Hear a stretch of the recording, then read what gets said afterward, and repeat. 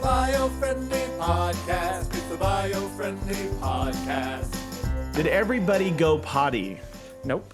We're going to do this. Oh my gosh. What are you doing? You are committing me to 40 minutes What? of podcast time Oh no. with pee in my bladder. I have terrible news. This isn't going to be a 40-minute one. This is going to be a 4-hour marathon. There's no way we could possibly cover this subject material in 40 minutes. So buckle up, buckaroo. Wow. Wow, this got real. It did. I got buckarooed You got buckaroo. in this situation. Are you enjoying your beach plum? I am really enjoying my Playa Durazno. Playa Durazno. Durazno. Playa Durazno. Durazno. Agua mineral Well, con Playa Durazno. Hey yo, I like a Durazno. This is putting it in a Chili Pepper song. I said, Hey yo. but don't quote me. Don't quote you. It might not be Durazno. It's too bad because this is a live podcast. Yeah, it's too bad. It's too bad. Thousands of people. The thousands of people are like, she's teaching them the wrong Spanish words. Don't come for me. Don't come for me. Don't Don't. do it. You can come for Veronica on our social media at Veronica At Veronica Biofriendly. /Biofriendly. Yeah, actually, if you guys want to, maybe If you want to come after Veronica, go to Biofriendly. Yeah, you go to at Biofriendly is Twitter. On Twitter. So just at Biofriendly. We own that. We fought together long and hard. At Biofriendly and let her have it. Yeah. Or you could go to at Biofriendly on Instagram if that's your jam. And you could say, hey, I want to say something to Veronica. Is it Biofriendly on Instagram too? Yeah. Oh, no, it's at Biofriendly Planet. Biofriendly Planet. Then you could also go to the Painless Green, which is our awesome Facebook group, which shares memes and cool stuff there. You could make fun of her there. You could make fun of her there. Or you could just go to Biofriendly Planet on Facebook and make fun of her there. Yeah. There's so many places. Or you could admit that Veronica's the best on the show. That's true. And say she's trying her best to keep up with these idiots. She is. That's the other thing you could say on the socials. I actually was about to say, I think we should start maybe like a segment or something like that where if Veronica gets asked something on social media, we have to read it on the show. Okay. As long as it's within decent realms. Yeah, exactly. We're not doxing people. Yeah, we're not doxing people. No, Hey, I'm just Veronica, saying. could you give my friend's address? Yeah. No, I don't mean like bad. I He's mean a like real jerk. Here's an example of the question. Hey, Veronica, how do you deal with working with these stooges? Well, and let then me tell you. Let me Actually, I Tell want you. to hear that answer. How does she deal with working Well, with these let me students? tell you, it's a lot of patience. Patience is the Does take game. patience. Patience is key. And you just have to have a little bit of what they have too. A little bit of the special So a little bit of the special something that you both Yeah. have. Yeah. One needs to have it as well. Oh my god. But she doesn't have any gray hair. No. How's she doing this? How's she pulling it off? I know. Trust me, another year working with us, she's gonna It'll get there. She's gonna be as white as Doc I Brown. see one coming. No. I'm kidding. Still so young. Veronica is young enough that I could be her mother. Yes, I could also be her mother. Yeah, We yeah. could start a sitcom called My Two Moms, where Yeah. you and I play the moms. That's right. Yeah. Yeah. We should do that. We should Okay, do that. I'm in. Are you in? I'm in. Let's do it. How's everybody doing this lovely day? I'm living the dream. You are living the dream? Oh, yeah. I'm living the nightmare. Oh, what happened? Somebody stole one of my LaCroix. Oh, God. What flavor? That's Beach Plum. It was the last one in the fridge. God, that's terrible. I can't figure out who it was. That's terrible. I can't figure out who would Who do would this do to me. that? Who would do this to me? Veronica, do you have any idea? No, I have no idea. No clue. No clue. Well, one of these Yesterday, days. Yeah. somebody also stole one of your bubbly cherries. They did. There is a thief. I know that for a There's fact. a thief in the Biofriendly offices, you guys. I know this for a fact. I'm going to put out an APB. Yeah. What does that stand for? All Points Bulletin. All Points Bulletin. I thought it was like apples. America Peas Blue. You beat me to it. I'm going to put out an America Peas Blue. Yeah. How are you doing? I'm doing all right. I don't have much to report. Be honest. All right. I've never felt more alive. More alive. No, you want to know what's funny? You can see my water if you watch Listener, if you're not watching. Listener. I poured my coffee in my glass on accident this morning, and so there's a little milk. I tried to rinse it, but you can see my water's a little cloudy, and it's because I wasn't thinking, and I had my mug, and I had a little bit of coffee, and I poured it in my glass. You poured coffee in it. Was it hot? Yeah, it's still warm. I'm glad it didn't shatter. Yeah, but I wasn't paying attention, It's not a very thick glass. No, it's not a very thick glass, and I just wasn't paying attention because I was grinding. You were grinding, and I was like pouring coffee, and then I was like, oh no, that's the wrong container. Yeah. So anyway, that's about where that kind of sums up my day. I'm so focused that I'm willing to shatter glass. Wow. To get the work done. I spent this morning talking to one of America's great scientists. Did you really? Dr. Colin Hill. I sure did. Dr. Colin Hill. I sure did. I love it. It was nice. It was a good conversation. Informative. Yeah, a lot of cool stuff being worked out in the Biofriendly labs at the moment. So I love it. It's going to be fun. I like to imagine that We're you going guys to save the planet. You had lab coats on and you were looking at beakers and it was like, this is the formula. Yeah, don't touch that. There was a lot of that. We're going to put this brain into the body of an aardvark. Something like that. Well, if you have properly trained aardvarks, they can make a big difference. If you can get an environmentally conscious brain into an aardvark, the world will become a better place. Unfortunately, we used Abby Normal's brain. Oh, no. Yeah. You gave me. You put an abnormal brain. You put an abnormal brain inside of the body of a 300-pound gorilla. Or I think it's 800 pounds. It's like 800-pound gorilla. Yeah. Oh, that's young Frankenstein. For those of you who have not watched it, watch it. It is. It's unusual in a Mel Brooks film in that it's not.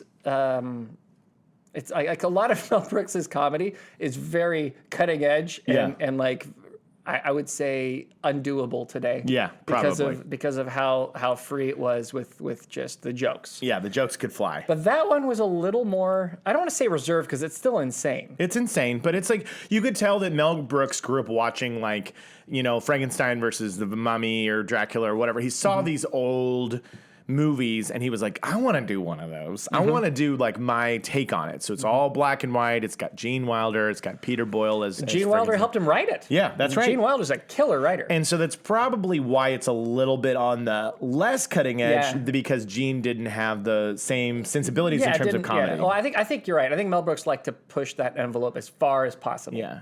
And Gene would be in the writer's room just going, Jay would be like, we don't have to crack it. He's more maybe he's more Seinfeld-ish in like his theory of comedy. Although Gene Wilder also was such a physical comedian. He was. Like the stuff he did with his body was pretty awesome. I loved him. Yeah. I loved him with all my heart. He truly was. I think he might be my favorite. I mean, like honestly, like he's someone when I was a kid I looked up to and just thought this guy is it. This guy is as good as it gets. Let's wear T-shirts with his face on it. I'm in. And say it's all about the good genes. It's all about the good genes. Yeah, forget those bad genes. We got to find an awful gene. An awful gene. And then put them in the back and say, not this gene. Who's a bad gene?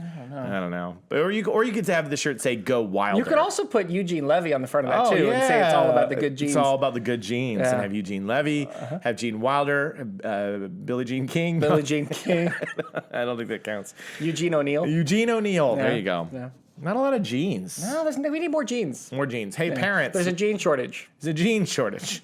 We don't mean the garment. Have children and name them Gene. Male or female, doesn't matter. It's one of those great names that can go with anyone. I think so. Or not, or neither. Or I'm sure that what is there? There's not just a term for like if you're not male or female. What's the one? Androgynous, like an androgynous name, right? Like but is that what is socially? I don't know what the proper. You mean in the middle of the road? Like a name could be male or female. If you're identifying as a they, you could still be a Gene.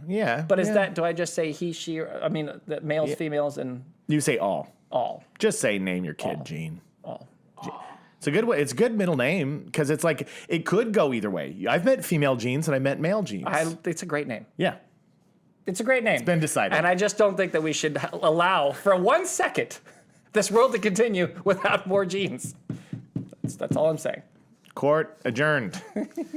Now we're going to get into it. Have we had enough shenanigans? Okay. If only I could get to the bottom of who stole that LaCroix. Whatever this drink is, it is fabulous. So I don't delicious. know whose this was or where I got it or how it ended up here, but it is so good. What does LaCroix mean? I don't know. That sounds like it's great. I don't recognize that name. Whatever it is, it's great. It sounds similar to my LaCroix, but it can't possibly be. Because you wouldn't be the culprit. Beach plum flavor? No, I had Playa Playa de Rosno? Durazno. So yours is different. Mm-hmm. Okay. So Noel is the one who clued me in on this story. Oh, and boy. I said, I think that this is worthy of a podcast discussion.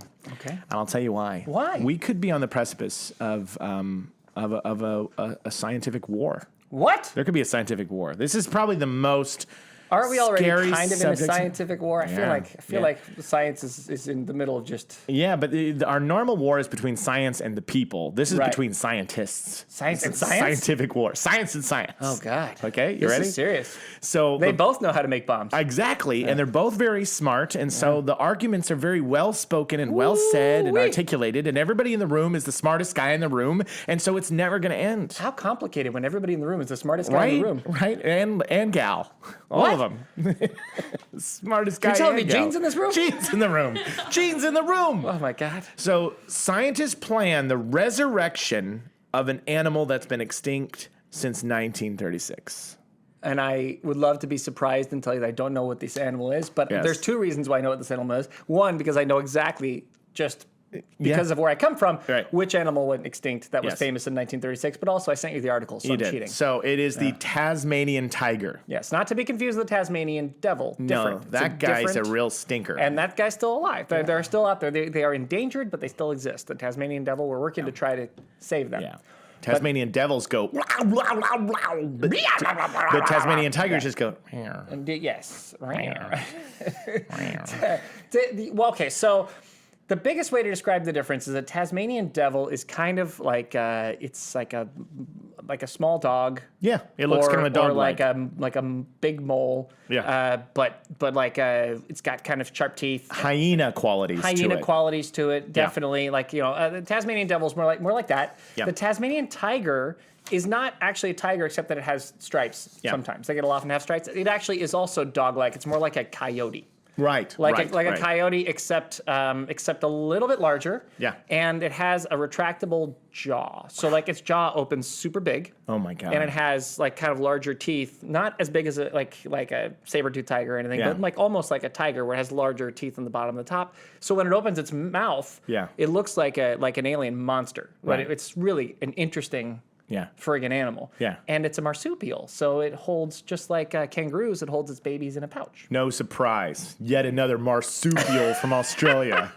You and your marsupials all day, every day. No, it's true. But they were extinct. Yeah, the last one died in captivity in 1936. 1936. And so, almost 100 years, not quite yet, after extinction, the Tasmanian tiger may live once again. Mm-hmm. Scientists want to resurrect the striped carnivorous marsupial, it says, just as Noel described, officially known as a thylacine. Is that how Yeah. you say it? Yeah. Thylacine? Yeah. I, for once, pronounced a word correct the first, a thylacine. Nailed it. Yeah, which used to roam the Australian bush. The ambitious project will harness advances in genetics, ancient DNA retrieval, and artificial reproduction to bring back the animal. So once Noel sent me this, I was like, okay, this is amazing, okay? But we've covered a subject close to this about 3 years ago on this very podcast, on a night just like tonight. We have seen this story before. That was lightning. Yeah. In case anyone. Okay, go ahead. Sorry. We're gonna turn this into a radio play. And then I walked down the hallway. There was gum on my shoe. I opened the door. And there before me was a thylacine. See? We got you guys. We're crushing it right now. So we on this very podcast talked about how scientists in 2019, there are articles coming into the news that said scientists. Veronica's trying to gain her composure over there after our radio play. Well, it was a good radio play. Up top. Hey, who could keep their composure after that engaging radio play? We talked about how scientists, it was all over the news, and it actually was in the news from 2019, 2020. It was like scientists are going to bring back the woolly mammoth. Woolly mammoth. That was a great episode. It was a great episode. It was one of our best pieces of work. Absolutely. And they were talking about how obviously it can't be a woolly mammoth, but we could take what we have remaining of their DNA and we could basically create this embryo and then have it give into, it has to be in a mother, right? It has to be in a mother, and we don't have a mother. We don't have a mother. Because they're extinct. Exactly. So we can put it in this Asian elephant, and the Asian elephant will closest ancestor carry this embryo that's based on that. So we'll basically create a new species that is close to the woolly mammoth. And they were doing this because then the idea was you could, No, go on. That you create you create some of them, like a herd of them this way. Yes. And then basically that these are all half woolly mammoths. Yes. Right? And that if you get those half woolly mammoths to then breed with each other, right, eventually they would breed out the Asian elephant aspect and become almost entirely woolly mammoths. Yeah. And then you'd have woolly mammoths back. Yeah. That was the idea. And then the idea was there was this area where the woolly mammoths, they're stomping around on this ice tundra. If they were to be there again, it would help revitalize the environment. It would really help these things if these species were back. Mm-hmm. So when Noel sent me this, I was like, and those tusks would be so good for ivory they pianos. Would be great. Exactly. What we would do is you and I would start big game hunting the woolly mammoths. You need a bigger than an elephant gun. You need a mammoth gun. Yeah. Exactly. Which has an even bigger trumpet bell at the end when you fire it to 100%. murder all the mammoths that we just created. Yes. So that we could have their lovely sweet tusks. If there's one thing that science can count on, and pianos, we will take out every billiard balls. Did they make billiard balls out of? That used to be the only way they could do it. Oh my God. One of the wonderful things about plastic, and one of the reasons why it was considered this revolutionary environmental invention is because you could use that to create something that you didn't have to kill animals for that. So it's a plastic based heavy ball that they use now. Well, maybe they could genetically modify the new woolly mammoths to have plastic tusks. Now we're talking. We can kill them for their plastic tusks. Oh wait, did I miss it? Oh my God. No, we don't need ivory anymore. The fact that it's even a thing is kind of This was a tongue-in-cheek terrible joke. Terrible joke. But a moment to remember that it's a bad idea to buy ivory artwork, no matter how valuable or wonderful or historic it might be. Yeah. Let's not encourage that market to go any further. Yeah. Because there is no reason for it. We have better materials. Right. To make the same thing. Yes. We don't. We're not. You're killing an entire animal for just to get that one thing. Part of the animal. Right. It's an awful, horrible thing to do, and it's causing elephants Agreed. to become endangered. So we were kidding. So stop that. Woolly mammoths come back with their ivory tusks. Don't hunt them down. Right. We use the joke to highlight how horrible. We were using our platform to poke fun. Poking. Satire. Satire is what it's called, ladies and gentlemen. We're satirical. Oh my God. What, did you just realize you were drinking something that belonged to somebody else? I was not. Okay. I was not. There was something, it was a bee, and I threw the bee off of the desk. It was not a can of LaCroix. Sounded like an aluminum can. It was not. I did not take your can of LaCroix. Okay. Do you think that there's any water in that fridge? Because if Could you help? this pee's going to come, it should come in a flood. It should. Yeah. It should. If this is a 4-hour podcast, no, it's fine. Don't worry. Veronica, if you said on the mic, I'll be right back, that would be great.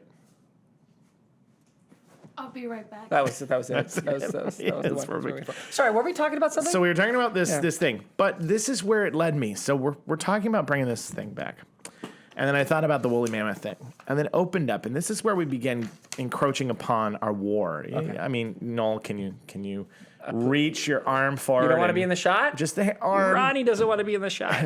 Okay, thank you. Okay, thank you. You're awesome. So this is the next article. Mm-hmm. Sorry, I gotta make sure. I'm sorry. This is the hard thing about when you print up your articles. Last time Well, we didn't finish the. Oh, you want me to read more about early one? Did we thylacine? Yeah. Thylacine. Yeah. Let me. Okay. So the project involved several complicated steps that incorporated cutting-edge science and technology, such as gene editing and building artificial wombs. First, the team will construct a detailed genome of the extinct animal and compare it with that of its closest living relative, a mouse-sized carnivorous marsupial called the fat-tailed dunnart. Isn't that right? Isn't that wild? I love that. Yeah, the fat-tailed dunnart, to identify the differences. I've never heard of a dunnart before. They're in Australia only. Yeah, but I think we're being a little critical of their tail. I mean, their tail might be the right size for them. Calling it a fat tail, it's not. Yeah. Could be just a tailed dunnart. We should probably be more accepting. Yeah. We should probably be more tolerant. I think that was probably a thoughtless name. It should just be a tailed Dunnart.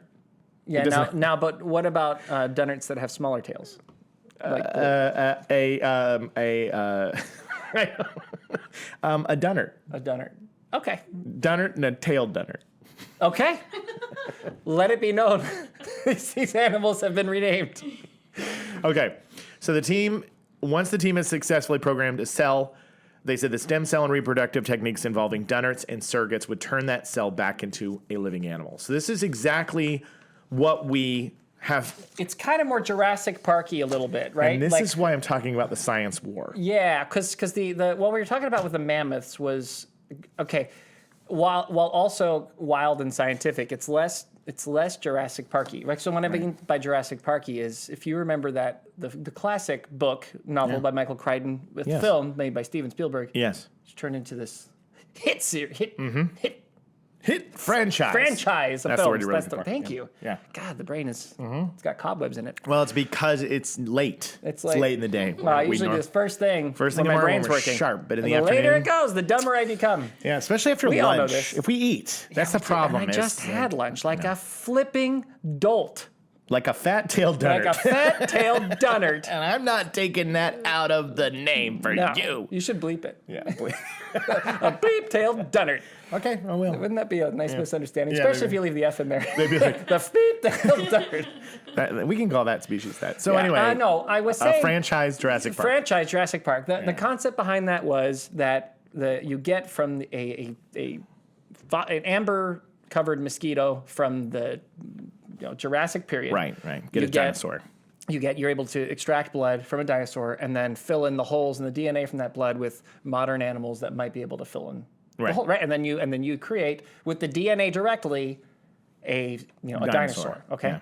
That's different than the idea, which is the mammoth idea is more like cloning. Yes. It's taking something, it's taking the cells from something that exists, and you do the same thing as they did with the cloned sheep Dolly back in what was it, Scotland, I think they did that. But anyway, they cloned a sheep, right? So it's the same concept, except you're doing that with a mammoth. So that's cloning. Yeah. In this case, we're talking about creating, like straight from the DNA, and then splicing in parts of DNA that they're missing from the closest living relative and comparing what they have to that, and then actually then recreating it in a lab. Yes. Yeah, with an artificial womb, not in an animal. So it's an interesting thing because it's actually very different. It is. Yeah. And also, before we leave them, I should say a quick point.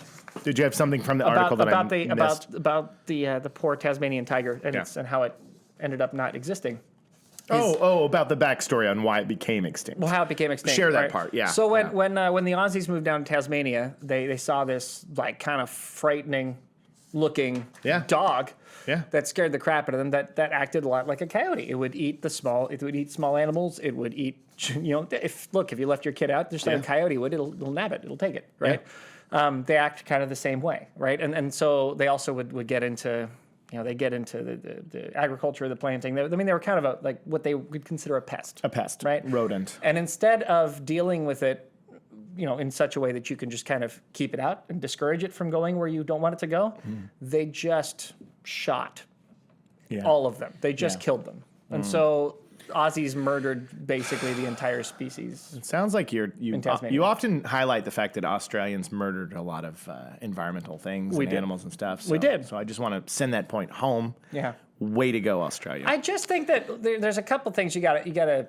It's a good lesson for the rest of the world is that when you make these mistakes, most people realize it was a mistake. Yeah. You do. You usually look back and you go like, oh my God, we did that. Right. And then you learn and you get better and then you become kind of more conscious about what that is and it changes you.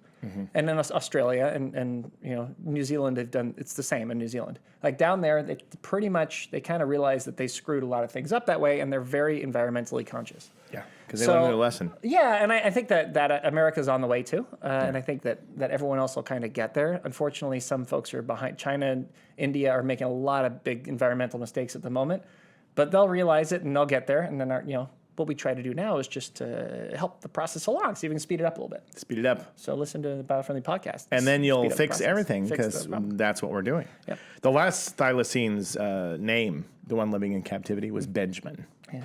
I just wanted to share Very that popular with name down there. Yeah, Benjamin. Yeah, So, a moment. Lots of Bens in Australia. Thinking about Benjamin. Yeah. Benjamin living You in know, if I captivity. had a second son, his name would have been Ben. Really? I like the name Ben. Yeah, Talia liked that name for different reasons, and I did. Like, we love that name, so Ben was going to be the name. Oh. And if I had another daughter, her name was going to be Lindy. Oh, that's cute. And then if you had, if Ben then grew up and had a nephew, he'd be Uncle Ben. Uncle Ben. That'd be great.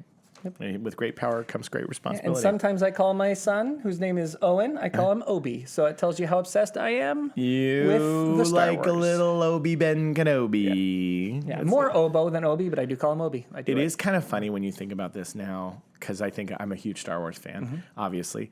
And you think about that Obi-Wan is like such a cool name, but if you just call that character by his name Ben, it's kind of hilarious in that universe. Yeah. Because you're like, Ben. Yeah.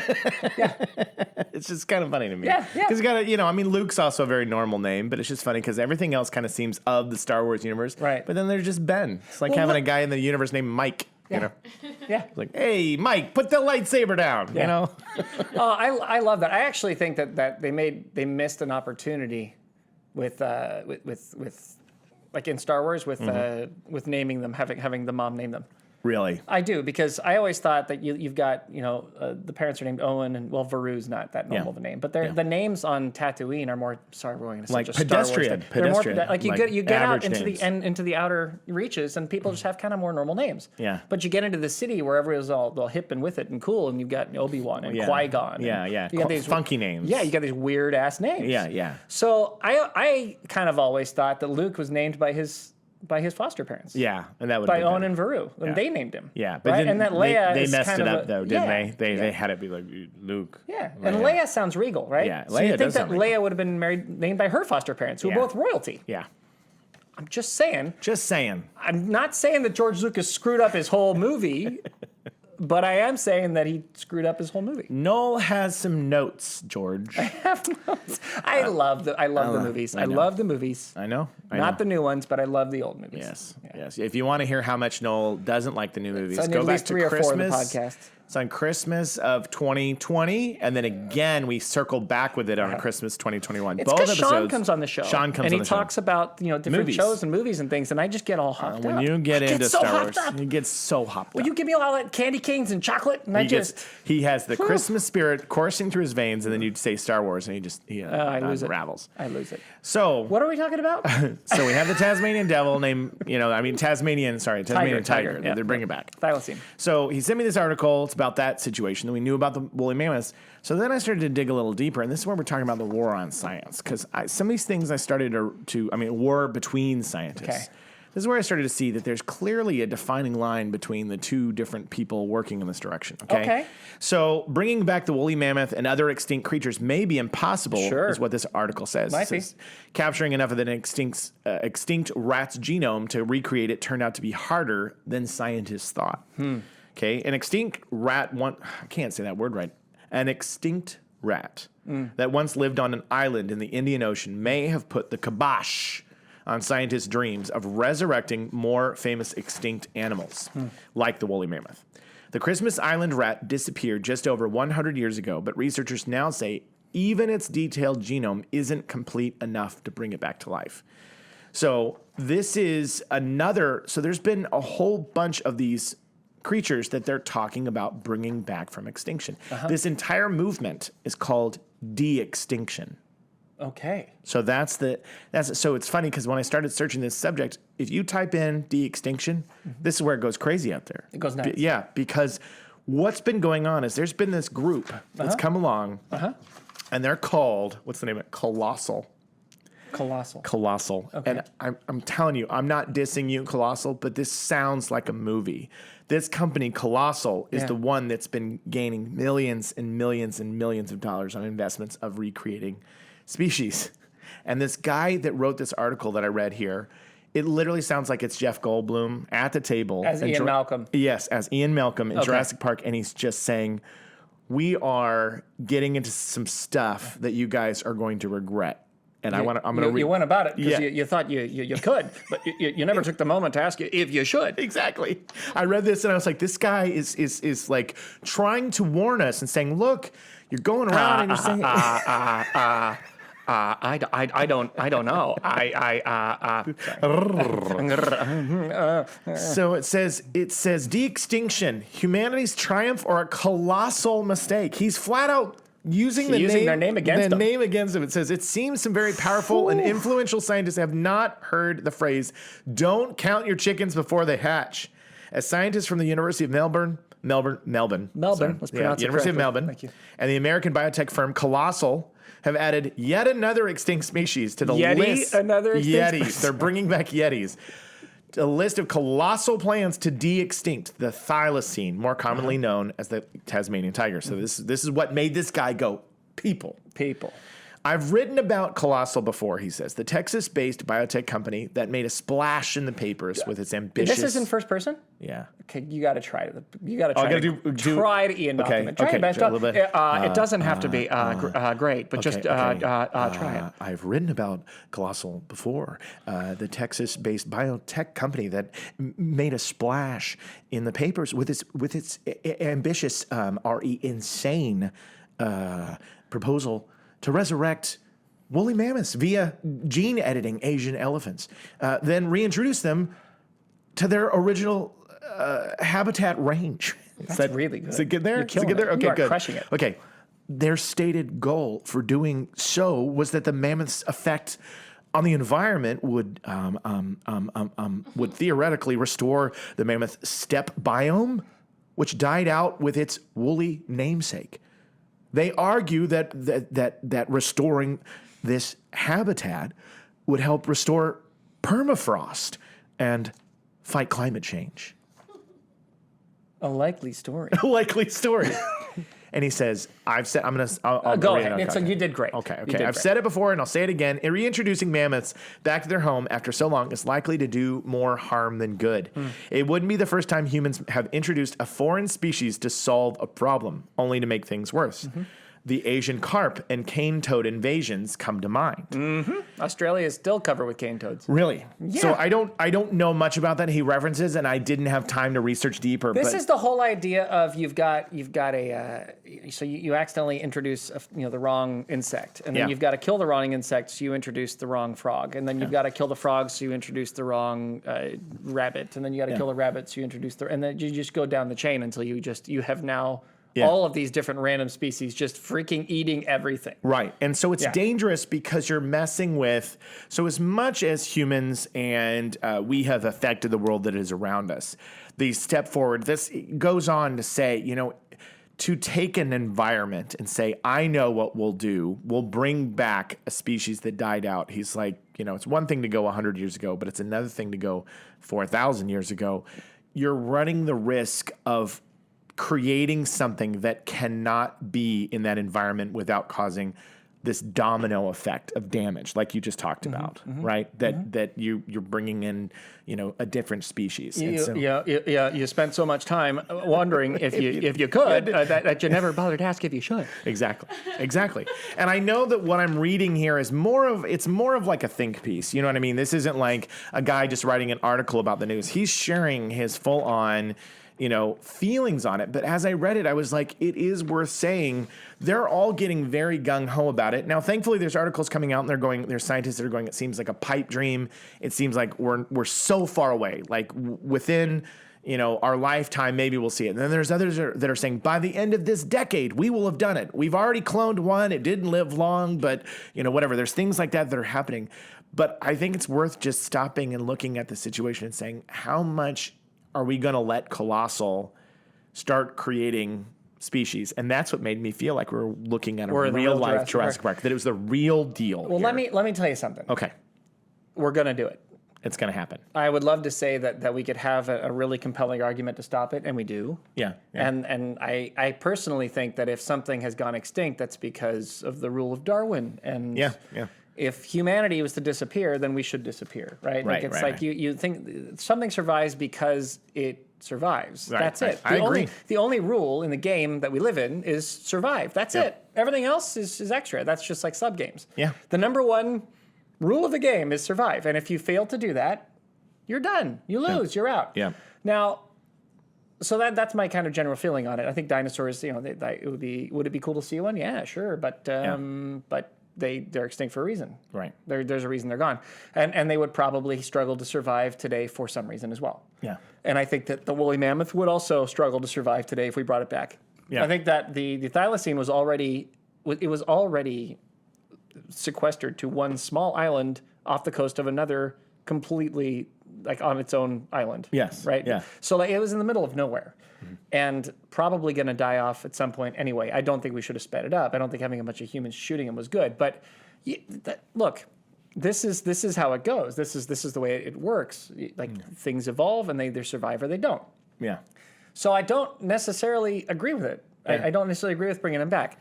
But we're definitely going to do it. And because it is the Jurassic Park question that Jeff Goldblum keeps asking. Like I think in science there are the scientists who look at it and they say, well, why did this happen and what's the point of it and should we be doing it and whatever, right? Yeah. But the problem is most people who go into that field, the reason that they follow the scientific method is because they're insanely curious. Yeah, it's and true. And that curiosity, it leads them to like, I want to figure out the answer. And the best way for me to figure out the answer is to use this method. And therefore they become a scientist. Yeah. And in that process, that curiosity leads them to more and more answers, which gets them more and more curious, which then leads to more and more, and they can't stop it. They can't, it's not in their nature. They have evolved. Yeah. That type of person has evolved to be so insanely curious that they will do it. Yeah. No matter what you say. They'll right. find a way to do it no matter what you say. I mean, and this is maybe a hot button topic, a third rail topic a little bit, but there's a lot of questions about what was did the COVID come from a lab or not? Right. Yeah. So the whole reason that is even a question is because we were absolutely doing that kind of research where the idea was, let's understand what viruses can become. Let's understand what a virus is. Let's understand if we change it, can it be more dangerous? If it's more dangerous, can we come up with a cure for it before it exists? Right. Right. Like so there is a noble thought usually behind everything in science, including the nuclear bomb. There's a noble thought behind all of it. Okay. Yeah. And then a mistake is made, and when the mistake is made, things go bananas. Right. Yeah. Now, I think that most people would agree that if it's going to result in more pandemics, let's stop doing this kind of research. Yeah. But we're never, even if we officially stopped doing that kind of research, scientists would still do that research because they can't help it. They can't help but test they and have be to know. curious. They have to know. Yeah, absolutely. And I think that's true. And he goes on to say in this, he's like, look, I'm not as concerned about the Tasmanian tiger as I am about the mammoth. He's like, because the Tasmanian tiger hasn't been gone that long. The environment was small. It's not that, it's a very small thing. But he's like, if we're talking about bringing something that has been gone for thousands and thousands of years, he goes, we're just beginning to roll the dice with how the earth has turned out for humanity and species. And so, again, Colossal, don't sue me. I'm not saying you guys are in the wrong. It's just interesting because there is a lot of buzz around de-extinction. If you go to your computers after this show and you type in de-extinction, you're going to see so many articles that say de-extinction, the solution to fix our environment, to another one that'll say de-extinction, have we gone too far? De-extinction, the dangers of this. So people are very torn on which direction we go with this. Like, how do we mess with it? But once you open this door up, I think you're right. You can't stop it from happening. We're not going to. There's nothing, because even if you legally said you can't do it, they'd find a place. They'd find a way. They would find a way, because the curiosity, it's like an addiction to a drug. Yeah. They can't, the really great scientists will find the answer. They'll figure out if it can be done. Yeah. And they'll document it so other people can do it too. Yeah. They will, that's that kind of curiosity. It's just a different level. It's like when you watch those elite level athletes do things that you're like, how on earth could a human ever do that? Yeah.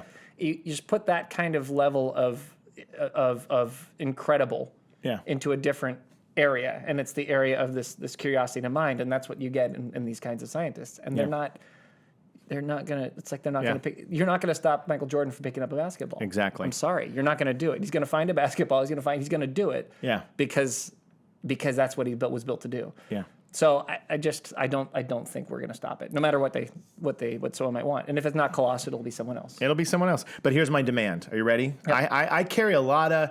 I don't know if you guys know this, but we here at the Biofriendly Podcast, Noel and I are very powerful in the environmental community, and what we say needs to be heeded.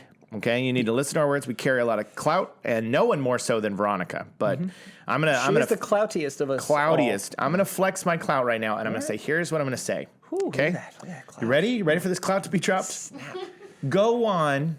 Do your testing. Do it. Do not make it illegal. Do it. But be transparent. And let us know what's going on and what you're thinking, and make sure that the brightest minds around you are also in the room going, I don't think you should put that species in that environment because it's dangerous. Let those people talk about it with you, and let it be a conversation that's said in a very transparent, open way, not in the shadows. So your example of we were doing virus testing, possibly, and that's debatable, Well, we were doing the virus testing. We just don't know if we were doing it there. Well, no, we do know we were doing it there. Yeah. We just don't know if they accidentally let it out. Yes. That's the debate. And there's probably a lot of a little bit of hush-hush, a little bit of secret stuff going on in these places. I think because we weren't supposed to be doing it here. And so if it was using our funding, which it was, then there's obviously some sensitivity. There's a lot of sensitivity. Right. There's a lot of people with badges that go to different levels, like in the Pentagon and whatnot. And so when it comes to testing our environment and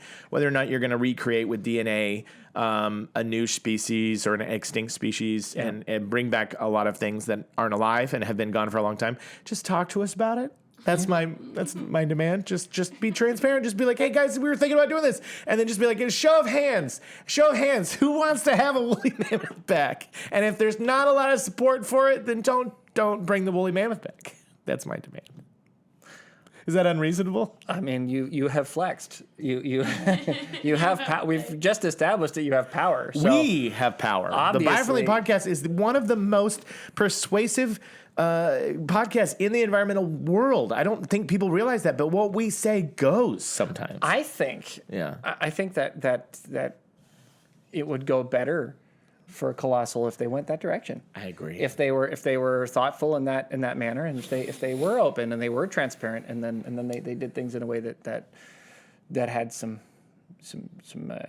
group conversation. They'd be a couple more minds in the room. I think it would be great. So listen up, Colossal. I worry. Do you think they're going to do it because they're billionaires? I'm concerned that when you receive a bunch of investment from a bunch of people and they want a return on their investment, that the idea is we need to make a zoo. We bought a zoo, and then literally what we saw in Jurassic Park just happens. See, and you know why? It's because the mighty dollar, man. It's the money. It's got to get that money. It's not. In the end, the science might have been pure of heart, but the money sure wasn't. And that's what makes that book by Michael Crichton so interesting, so fascinating. Because the scientists were like, no, and the money was like, yeah, but we got money to make. You think it's a story about dinosaurs? Yeah, it's not. It's a story about people. Yeah. Yeah, it's a great book. Yeah, I've never read it. I don't read. I just watch movies. I'm just kidding. I agree. That's a good summation of that story. Yeah. So anyway, guys, that's it. That's all I was saying is that's the war of the science is and that's really good. I would like to make this is my follow-up plea to your plea. Okay. In order to limit what Colossal's going to do, let's try our best to not speed up or add unnecessarily to the list of extinct species. Yeah. Let's do our best to try to stop extinction. Right? Like let's keep what we got. Let's keep the species we got so that we don't have to keep recreating them all the time. Yeah. That's my I think it's fair. That's what I think we should do. They've even put the dodo bird on the list. Yeah. The dodo bird, they're trying to bring the dodo bird back. They're trying to bring it back. Well, it hasn't been extinct that long. It hasn't been that long, but we could have dodos. Sweet. Here's the thing that's so funny though. I want an official Biofriendly Podcast dodo bird pet. The dodo bird would probably just go extinct again. It would. It's a dumb animal. It's just gonna die again. Right, exactly. That's the other thing that's funny about this. Like, there's a reason that there's no woolly mammoths. Yeah. There's a reason. An animal that huge in an environment as warm as the one we're in, that's getting warmer. Yeah. A huge ass woolly covered elephant isn't going to do as well as the elephants that currently exist and are living in the heat now. Like, it's not going to do as well. Yeah. There's a reason they changed. Yeah. We have it's a different. We have them. Yeah. They just look different They because just they've don't wear fur adapted, coats anymore. They've adapted to what the environment is. They were like, it's way too hot for these jackets. We don't need to be that big. Get rid of and them. we don't need to wear a jacket. Yeah. We can be smaller, and we can avoid the jacket. Yeah. Elephants are amazing. Yeah. They are really, really cool animals. They're freaking awesome. It's one of my favorite animals in the world. Okay, so let's enjoy what we have and stop cutting off their tusks. Stop doing that for sure. Let's enjoy what we have. Let's stop doing that. How about that for an idea? But I think they're still going to do the de-extinction. I think it's still going to happen. Yeah. Yeah. It's still Okay. gonna happen. I think you're right. I think you're right. I think you're right. I think we could plea all we want. They're going to do it. So I want to say, guys, be honest and protect species well. So both of our pleas be heard. Be Both of our transparent. please be heard. And also stop killing animals. Yeah. Okay. That's fair. I think that's the answer. Okay. All right. This has been the Biofriendly Podcast, and hopefully you guys are subscribed. If you're not, you should definitely subscribe, and then you should definitely tell everybody you know about it, and you should write reviews and tell people how much you love the show. You should send this show to Neil deGrasse Tyson. Yeah, absolutely. You should forward it to him. Go ahead and just send it to him. Just send it to him. If you Unsolicited. know him, just send it to him unsolicited. Send it to his email. It's neil.degrasse.tyson at Hotmail. Yeah, Hotmail. I think it's Hotmail. He's pretty definitely a Hotmail. Yeah. And send it. Who's another very famous? Oh, Bill Nye. Bill Nye. Send it to Bill Nye. Dot the science dot guy. Dot at GeoCities. GeoCities. Yeah. He's definitely GeoCities. Yeah. I think there's and then Earthlink is where you get. Who's that one? It's another popular site. Is Mr. Wizard? Yeah. I don't think he's alive anymore.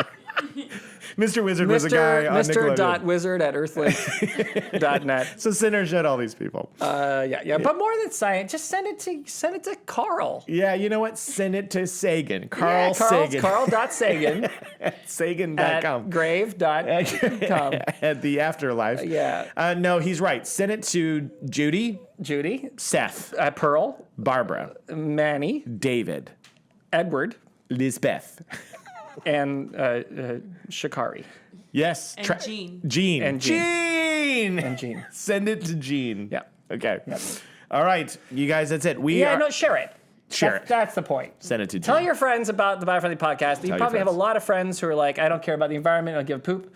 Or don't give a poop. the poop, and who are often in a vehicle or traveling somewhere, and they're like, I don't know if I want to watch this and that Rogan guy anymore. He's getting boring. Yeah. Everybody listens to him. And why would you go listen to Jason Bateman and Smartless? And Smartless? You don't need that. I don't need to listen to celebrities. Be hilarious. We're the celebrities of the science community. You want to learn about the environment and laugh. That's right. Simultaneously. That's the plan. Find out a thing or two. So tell your friends that that's what you want, and you have no choice. Here's the podcast. Listen. You know what we are? What are we? We are the oxygen masks in the airplane that's going down. That's what we are. We're the oxygen masks. So put us on your face first. Put on your face and laugh a little bit before you hit the ground. And then put us on your friend's face. Put it on your face first. Yeah. We have been your beacon of light in a gloomy environment. Jacob's brain is constantly rebuilding itself. Don't be environmentally gimmicky. This guy's got bubbles. Featuring Todd Water Socks. What was the last one? Edibles. What was it? Cause relaxation. Take the W and get back to it. and get back to it. Oh, that's a good one. That's a good one. Take the W and get back to it, baby. Yeah. Send it to Gene. That's not be a tag. I was just being silly. Veronica, do you have anything else? Gene Simmons should also be on the shirt. Gene Simmons. Yeah, So you have Gene Simmons, Gene Hackman, Gene Hackman, Gene Simmons, Eugene Levy, and Gene Wilder. and Gene Wilder all on the shirt. 4 Genes. 4 genes. Okay. Jean. Veronica, do you have anything to add? Have a lovely time. I stole your LaCroix. I'm sorry.